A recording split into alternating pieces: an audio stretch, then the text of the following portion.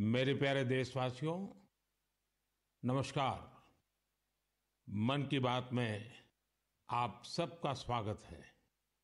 इन दिनों champions trophy चल रही है और हर तरफ क्रिकेट का माहौल है। क्रिकेट में सेंचुरी का रोमांच क्या होता है, ये तो हम सब भली भांति जानते हैं। लेकिन आज मैं आप सबसे क्रिकेट नहीं, बल्कि भारत ने स्पेस में जो शानदार सेंचुरी बनाई है, उसकी बात करने वाला हूं। पिछले महीने देश इसरो के 100वें रॉकेट की लॉन्चिंग के साक्षी बने हैं। ये केवल एक नंबर नहीं है, बल्कि इससे स्पेस साइंस में नित नई ऊंचाइयों को छूने के हमारे संकल्प का भी पता चलता है। हमारी स्पेस जर्नी की शुरुआत बहुत ही सामान्य तरीके से हुई थी। इसमें कदम कदम पर चुनौतियां थी, लेकिन हमारे वैज्ञानिक विजय प्राप्त करते हुए आगे बढ़ते ही गए। समय के साथ अंतरिक्ष की इस उड़ान में हमारी सफलताओं की लिस्ट काफी लंबी होती चली गई। लॉन्च व्हीकल का निर्माण हो, चंद्रयान की सफलता हो, मंगलयान हो, आदित्य L1 या फिर एक ही रॉकेट से एक ही बार में 104 सैटेलाइट्स को स्पेस में भेजने का अभूतपूर्व मिशन हो। इसरो की सफलताओं का दायरा काफी बड़ा रहा है। बीते 10 वर्षों में ही करीब 460 सैटेलाइट्स लॉन्च की गई हैं और इसमें दूसरे देशों की भी बहुत सारी सैटेलाइट्स शामिल है।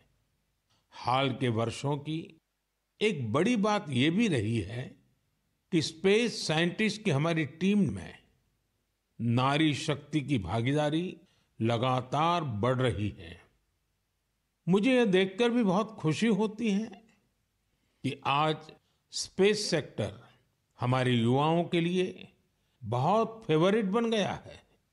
कुछ साल पहले तक किसने सोचा होगा कि इस क्षेत्र में स्टार्टअप और प्राइवेट सेक्टर की स्पेस कंपनियों की संख्या सैकड़ों में हो जाएगी।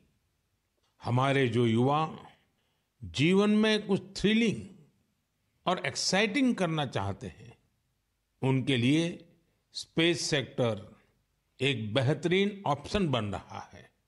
साथियों, आने वाले कुछ ही दिनों में हम नेशनल साइंस डे मनाने जा रहे हैं। हमारे बच्चों का, युवाओं का साइंस में इंटरेस्ट और पैशन होना बहुत मायने रखता है। इसे लेकर मेरे पास एक आइडिया है, जिसे आप one day as a scientist कह सकते हैं। यानी आप अपना एक दिन एक साइंटिस्ट के रूप में, एक वैज्ञानिक के रूप में बिताकर देखें। आप अपनी सुविधा के अनुसार, अपनी मर्जी के अनुसार कोई भी दिन चुन सकते हैं। उस दिन आप किसी रिसर्च लैब, प्लेनेटोरियम या फिर स्पेस सेंटर जैसी जगहों पर जरूर जाएं। इससे साइंस को लेकर आपकी जिज्ञासा और बढ़ेगी। स्पेस और साइंस की तरह एक और क्षेत्र है जिसमें भारत तेजी से अपनी मजबूत पहचान बना रहा है। ये क्षेत्र है AI, यानी आर्टिफिशियल इंटेलिजेंस। हाल ही में मैं AI के एक बड़े सम्मेलन में हिस्सा लेने के लिए पेरिस गया था। वहां दुनिया ने इस सेक्टर में भारत की प्रगति की खूब सराहना की। हमारे देश के लोग आज AI का उपयोग किस किस तरह से कर रहे हैं, इसके उदाहरण भी हमें देखने को मिल रहे हैं। अब जैसे तेलंगाना में आदिलाबाद के सरकारी स्कूल के एक टीचर थोड़ासम कैलाश जी हैं। डिजिटल गीत संगीत में उनकी दिलचस्पी हमारी कई ट्राइबल लैंग्वेज को बचाने में बहुत महत्वपूर्ण काम कर रही है। उन्होंने एआई टूल्स की मदद से कोलामी भाषा में गाना कंपोज कर कमाल कर दिया है। वे एआई का उपयोग कोलामी के अलावा भी कई और भाषाओं में गीत तैयार करने के लिए कर रहे हैं। सोशल मीडिया पर उनके ट्रैक हमारे आदिवासी भाई बहनों को खूब पसंद आ रहे हैं। स्पेस सेक्टर हो या फिर एआई, हमारे युवाओं की बढ़ती भागीदारी एक नई क्रांति को जन्म दे रही है। नई नई टेक्नोलॉजी को अपनाने और आजमाने में भारत के लोग किसी से पीछे नहीं हैं। मेरे प्यारे देशवासियों, अगले महीने 8 मार्च को अंतर्राष्ट्रीय महिला दिवस है। यह हमारी नारी शक्ति को नमन करने का एक विशेष अवसर होता है। देवी महात्म्य में कहा गया है, विद्याः समस्ताः तव देवी भेदाः स्त्रियः समस्ताः सकला जगत्सु, अर्थात सभी विद्याएं देवी के ही विभिन्न स्वरूपों की अभिव्यक्ति है और जगत की समस्त नारी शक्ति में भी उनका ही प्रतिरूप है। हमारी संस्कृति में बेटियों का सम्मान सर्वोपरि रहा है। देश की मातृशक्ति ने हमारे स्वतंत्रता संग्राम और संविधान के निर्माण में भी बड़ी भूमिका निभाई है। संविधान सभा में हमारा राष्ट्रीय ध्वज प्रस्तुत करते हुए हंसा मेहता जी ने जो कहा था, मैं उन्हीं की आवाज में आप सबके साथ शेयर कर रहा हूं।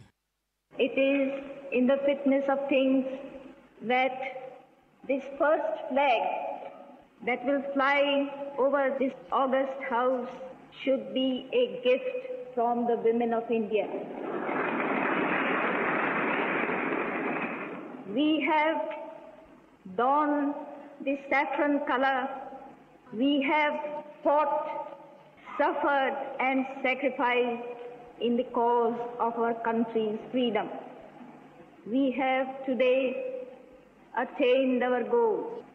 In presenting this symbol of our freedom, we once more offer our services to the nation.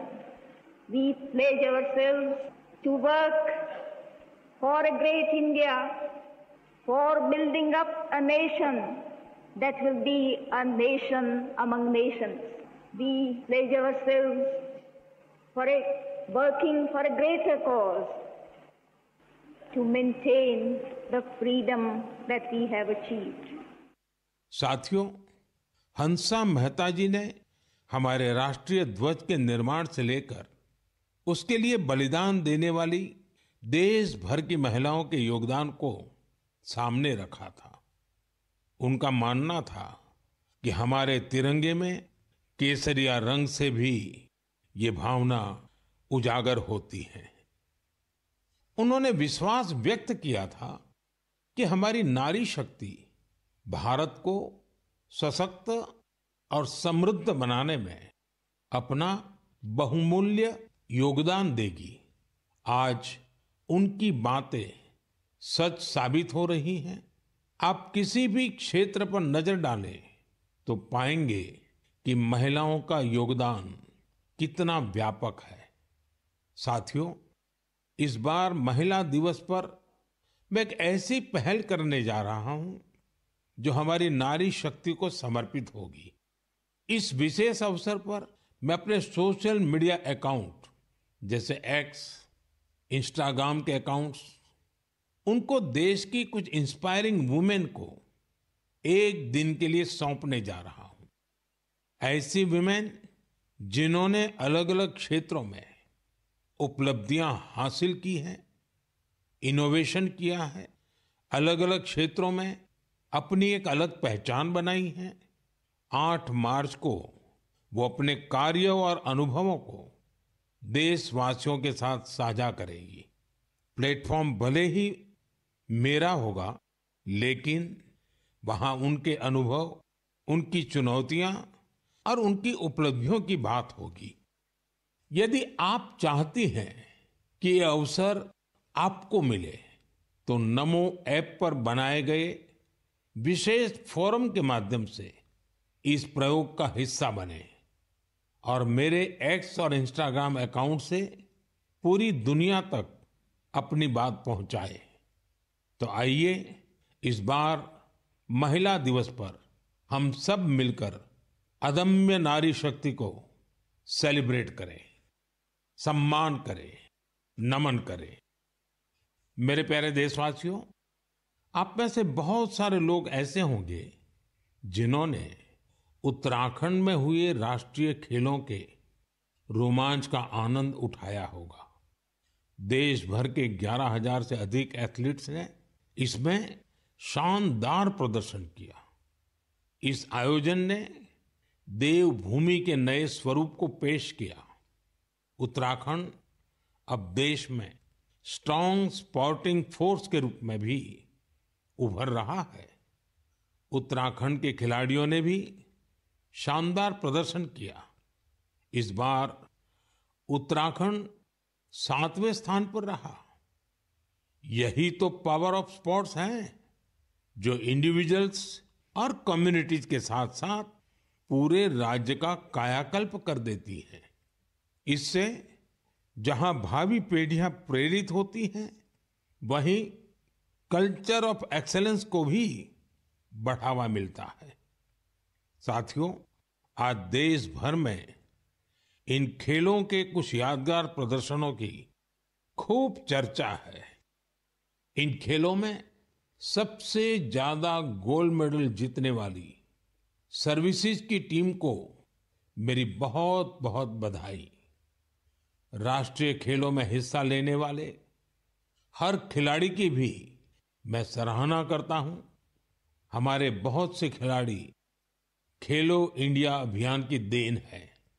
Himachal Pradesh के सावन बरवाल, महाराष्ट्र के किरण मात्रे, तेजस सिरसे या आंध्र प्रदेश की ज्योति याराजी, सबने देश को नई उम्मीदें दी हैं। उत्तर प्रदेश के जेवलिन थ्रोअर सचिन यादव और हरियाणा की हाई जंपर पूजा और कर्नाटका की स्विमर धिनिधि दे सिंधु ने देशवासियों का दिल जीता। इन्होंने 3 नए राष्ट्रीय रिकॉर्ड बनाकर सबको चौंका दिया। इस बार के राष्ट्रीय खेलों में टीनेज चैंपियंस, उनका नंबर हैरान करने वाला है। 15 साल के शूटर गेविन एंटनी, यूपी की हैमर थ्रो खिलाड़ी 16 साल की अनुष्का यादव, मध्य प्रदेश के 19 साल के पोल वाल्टर देव कुमार मीणा ने साबित किया कि भारत का स्पोर्टिंग फ्यूचर बेहद प्रतिभावान पीढ़ी के हाथों में है। उत्तराखंड में हुए नेशनल गेम्स ने ये भी दिखाया कि कभी हार ना मानने वाले जीतते जरूर है। कंफर्ट के साथ कोई चैंपियन नहीं बनता। मुझे खुशी है हमारे युवा एथलीटों के डिटर्मिनेशन और डिसिप्लिन के साथ भारत आज ग्लोबल स्पोर्टिंग पावर हाउस बनने की ओर तेजी से आगे बढ़ रहा है। मेरे प्यारे देशवासियों, देहरादून में नेशनल गेम्स की ओपनिंग के दौरान मैंने एक बहुत ही अहम विषय उठाया है, जिसने देश में एक नई चर्चा की शुरुआत की है। ये विषय है ओबेसिटी, यानी मोटापा। एक फिट और हेल्दी नेशन बनने के लिए हमें ओबेसिटी की समस्या से निपटना ही होगा। एक स्टडी के मुताबिक आज हर 8 में से एक व्यक्ति ओबेसिटी की समस्या से परेशान है।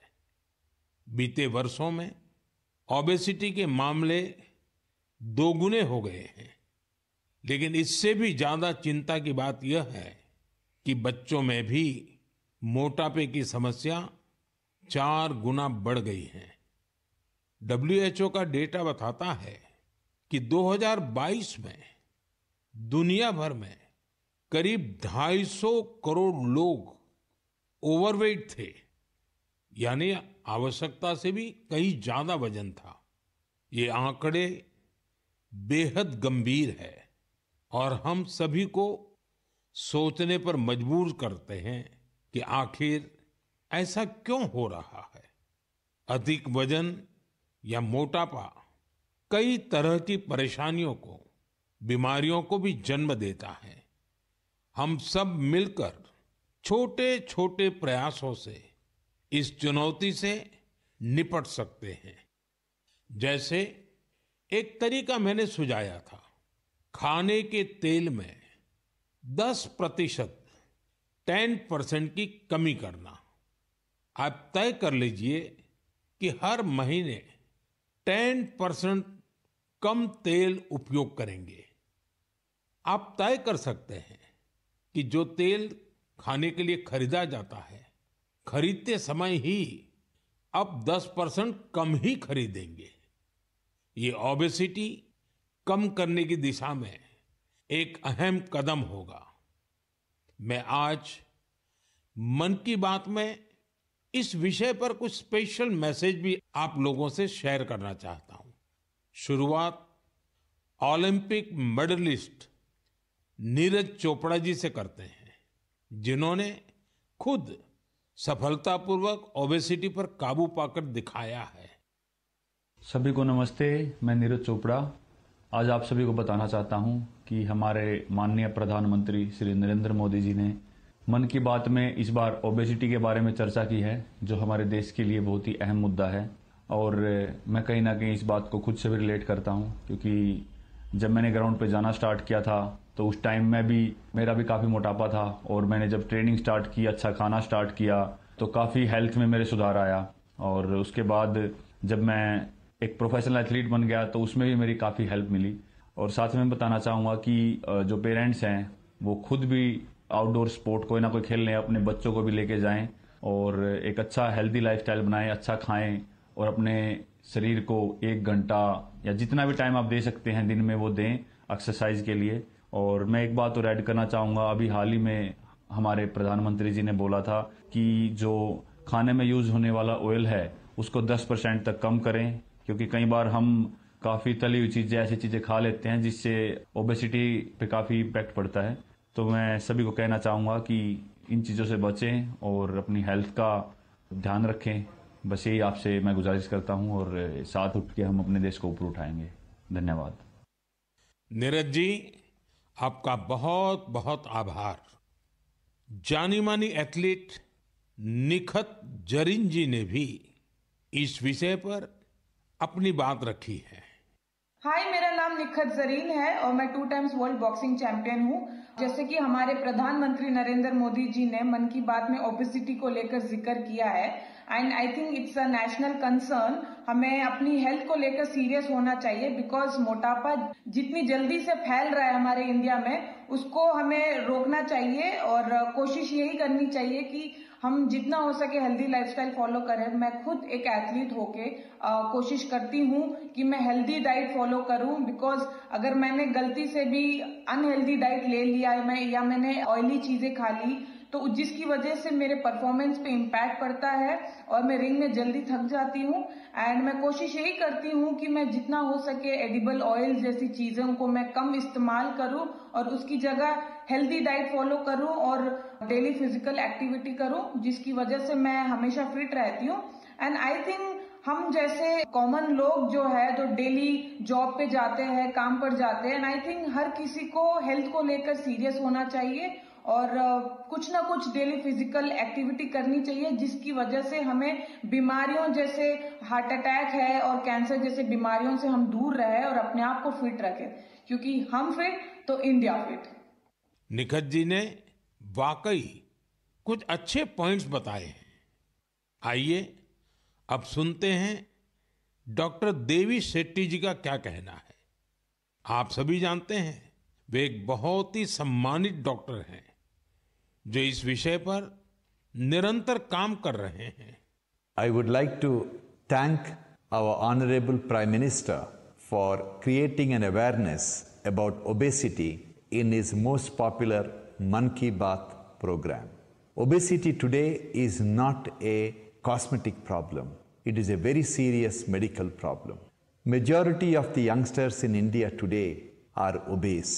The main cause of obesity today is poor quality of food intake, especially excess intake of carbohydrates, that is rice, chapati and sugar, and of course large consumption of oil.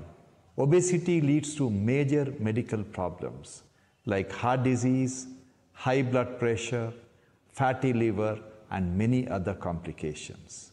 So my advice to all the youngsters, start exercising, control your diet, and be very, very active and watch your weight.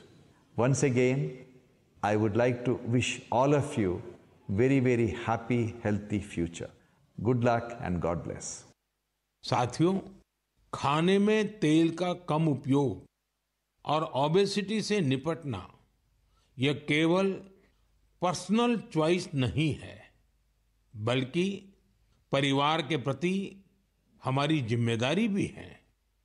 Khan पान में तेल का अधिक इस्तेमाल heart disease, diabetes और hypertension जैसी ढेर सारी बीमारियों की वजह बन सकता है। अपने खान पान में छोटे छोटे बदलाव करके हम हमारे फ्यूचर को स्ट्रॉन्गर, फिटर और डिसीज फ्री बना सकते हैं। इसलिए हमें बिना देर किए इस दिशा में प्रयास बढ़ाने होंगे। इसे अपने जीवन में उतारना होगा। हम सब मिलकर इसे खेल खेल में बहुत प्रभावी रूप से कर सकते हैं। जैसे मैं आज मन की बात के इस एपिसोड के बाद 10 लोगों को आग्रह करूंगा, चैलेंज करूंगा कि क्या वो अपने खाने में ऑयल को 10% कम कर सकते हैं, और साथ ही उनसे ये आग्रह भी करूंगा कि वो आगे नए 10 लोगों को ऐसा ही चैलेंज दे। मुझे विश्वास है इससे ओबेसिटी से लड़ने में बहुत मदद मिलेगी। साथियों, क्या आप जानते हैं कि Asiatic lion, Angul, pygmy hogs और लायन टेल मैकाक, इसमें क्या समानता है?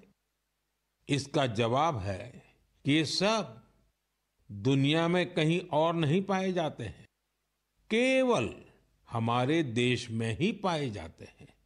वाकई हमारे यहाँ वनस्पति और जीव जंतुओं का एक बहुत ही वाइब्रेंट इकोसिस्टम है, और ये वन्य जीव हमारे इतिहास और संस्कृति में रचे बसे हुए हैं।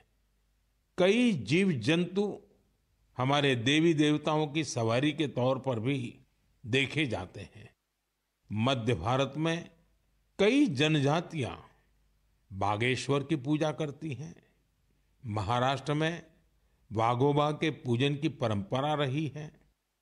भगवान अयप्पा का भी बाघ से बहुत गहरा नाता है। सुंदरवन में बोन बीबी की पूजा अर्चना होती है, जिनकी सवारी बाघ है। हमारे यहाँ कर्नाटका के हुली वेशा, तमिलनाडु के पुली और केरला के पुलिकली जैसे कई कल्चरल डांसेस हैं जो नेचर और वाइल्ड लाइफ के साथ जुड़े हुए हैं। मैं अपने आदिवासी भाई बहनों का भी बहुत आभार करूंगा, क्योंकि वो वाइल्ड लाइफ प्रोटेक्शन से जुड़े कार्यों में बढ़ चढ़कर भागीदारी करते हैं। कर्नाटका के बीआरटी टाइगर रिजर्व में बाघों की आबादी में लगातार वृद्धि हुई है। इसका बहुत क्रेडिट सोलिगा ट्राइब्स को जाता है, जो बाघ की पूजा करते हैं। इनके कारण इस क्षेत्र में मैन एनिमल कॉन्फ्लिक्ट ना के बराबर होता है।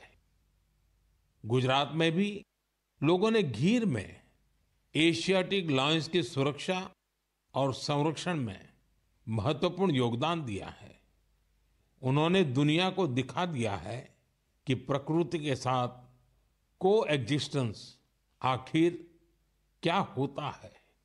साथियों, इन प्रयासों के कारण ही पिछले कई वर्षों में बाघ, तेंदुए, एशियाटिक लायंस, राइनो और बारहसिंगा की आबादी तेजी से बढ़ी है और भारत में वन्य जीवों की डाइवर्सिटी कितनी खूबसूरत है, ये भी गौर करने लायक है। एशियाटिक लायंस देश के पश्चिमी हिस्से में पाए जाते हैं, जबकि टाइगर का क्षेत्र है पूर्वी, मध्य और दक्षिण भारत। वहीं राइनो पूर्वोत्तर में मिलते हैं। भारत का हर हिस्सा न केवल प्रकृति के लिए संवेदनशील है, बल्कि वाइल्ड लाइफ प्रोटेक्शन के लिए भी प्रतिबद्ध है।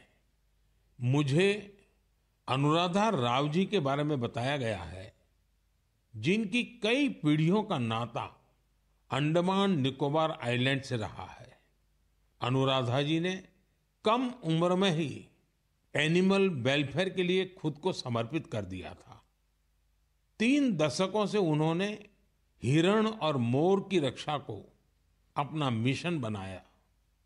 यहाँ के लोग तो उन्हें डियर वुमेन के नाम से बुलाते हैं। अगले महीने की शुरुआत में हम वर्ल्ड वाइल्ड लाइफ डे मनाएंगे। मेरा आग्रह है कि आप वाइल्ड लाइफ प्रोटेक्शन से जुड़े लोगों का हौसला जरूर बढ़ाएं। यह मेरे लिए बहुत संतोष की बात है। इस क्षेत्र में अब कई स्टार्टअप्स भी उभर कर सामने आए हैं। साथियों, यह बोर्ड एग्जाम का सीजन है। मैं अपने युवा साथियों यानी एग्जाम वॉरियर्स को उनकी परीक्षाओं के लिए बहुत बहुत शुभकामनाएं देता हूं। आप बिना कोई स्ट्रेस लिए पूरी पॉजिटिव स्पिरिट के साथ अपने पेपर दीजिए। हर वर्ष परीक्षा पे चर्चा में हम अपने एग्जाम वॉरियर से परीक्षाओं से जुड़े अलग अलग विषयों पर बात करते हैं। मुझे खुशी है कि अब ये कार्यक्रम एक संस्थागत रूप लेता जा रहा है, इंस्टीट्यूशनलाइज हो रहा है। इसमें नए नए एक्सपर्ट्स भी जुड़ते चले जा रहे हैं। इस साल हमने एक नए फॉर्मेट में परीक्षा पे चर्चा करने का प्रयास किया। एक्सपर्ट्स के साथ 8 अलग अलग एपिसोड भी शामिल किए गए। हमने ओवरऑल एग्जाम से लेकर हेल्थ केयर और मेंटल हेल्थ के साथ खान पान जैसे विषयों को भी कवर किया। वहीं पिछले टॉपर्स ने भी अपने विचार और अनुभव सभी के साथ शेयर किए। बहुत से युवाओं, उनके पेरेंट्स और टीचर्स ने इस बारे में मुझे पत्र लिखे हैं। उन्होंने बताया है कि ये फॉर्मेट उन्हें बहुत ही अच्छा लगा है, क्योंकि इसमें हर विषय पर विस्तार से चर्चा की गई। इंस्टाग्राम पर भी हमारे युवा साथियों ने इन एपिसोड को बड़ी संख्या में देखा है। आप में से बहुत सारे लोगों को इस कार्यक्रम का आयोजन दिल्ली की सुंदर नर्सरी में किया जाना यह भी बहुत पसंद आया। हमारे जो युवा साथी परीक्षा पे चर्चा के इन एपिसोड को अब तक नहीं देख पाए हैं, वे इन्हें जरूर देखें। ये सारे एपिसोड नमो ऐप पर रखे हुए हैं। एक बार फिर अपने एग्जाम वॉरियर्स को मेरा यही मैसेज है, be happy and stress free. मेरे प्रिय साथियों, मन की इस बात में इस बार मेरे साथ इतना ही। अगले महीने फिर नए विषयों के साथ हम मिलकर मन की बात करेंगे। आप मुझे अपने पत्र, अपने संदेश भेजते रहिए। स्वस्थ रहिए, आनंद में रहिए। बहुत बहुत धन्यवाद। नमस्कार।